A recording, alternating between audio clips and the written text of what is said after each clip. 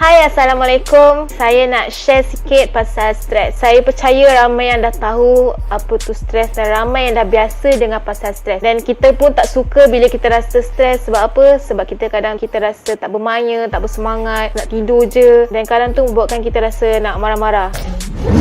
Okay, ada orang yang tahu stres tu terbagi kepada dua. Ada stres yang positif dan ada stres yang negatif. Stres yang positif dalam psikologi kita panggil sebagai eustress. Okay, eustress ni adalah stres yang membawa kepada kebaikan. Tak ada stres ni, tak adalah semangat seorang tu nak buat sesuatu perkara. Contoh, sebagai seorang student, minggu depan dah nak ada exam. So sebelum exam, mestilah rasa nak study hard. Okay, dan waktu tu kita rasa stres sebab banyak lagi benda kita nak study. Dan stres waktu tu adalah stres yang baik. Sebab apa? Stres tu akan membantu atau memberi motivasi kepada pelajar supaya berusaha dengan lebih gigih supaya dapat keputusan yang lebih cemerlang.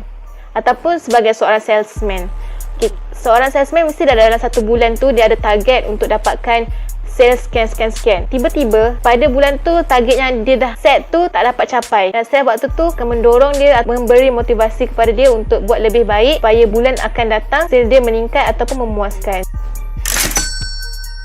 So seterusnya adalah distress. Distress ni adalah stres yang tak sihat ataupun tak baik untuk diri kita. Sebab apa? Ia akan memberi kesan yang negatif kepada diri kita. Contohnya, bila seseorang tu baru kematian ataupun kehilangan haiwan yang dia sayang. Contoh ada kucing yang dia jaga daripada kecil sampai ke besar, tiba-tiba mati. Mati depan mata dia pula tu. Dan dia rasa waktu tu rasa sedih, rasa down, tak nak makan, nak nangis je. Dan waktu tu adalah stres yang tak sihat. Ataupun contoh lain, seorang yang baru putus cinta dan waktu tu akan rasa down, rasa nak tidur, menangis. Dan waktu tu adalah stres yang tak sihat. Stres yang tak sihat ni lah yang paling kita takut. Sebab apa? Kalau kita tak atasi stres yang tak sihat ni, akan memberikan kesan yang buruk pada diri kita. Okey, semua orang mempunyai cara tersendiri untuk mengatasi stres ataupun melegakan stres. Okay, ada orang yang bijak mengatasi stres, ada orang yang tersilap langkah. Okay, contoh tersilap langkah ni ada yang sampai berperilaku antisosial. Okay, antisosial ni kalau kita tahu, kita biasa dengar adalah orang yang tak suka bergaul dengan masyarakat, dia suka bersendiri. Tapi kalau dalam psikologi, perilaku antisosial ni adalah perilaku yang bertentangan dengan masyarakat. Maksudnya perilaku yang bertentangan dengan norma kehidupan. Orang lain tak buat, masyarakat tak buat, tapi kita buat. Okay, contohnya macam vandalisme, buli, rempit, tak dada. So benda-benda ni adalah benda-benda yang negatif yang tak patut kita buat. Jadi sampai bila kita nak biarkan diri kita terjebak dengan gejala yang tak sihat ni, dan sampai bila kita nak biarkan keluarga kita, kawan-kawan kita ataupun masyarakat kita berperilaku yang tak sihat. Jadi nak tahu macam mana cara nak mengatasi stres ataupun nak mengawal stres dengan lebih baik, okay, nantikan video saya yang akan datang.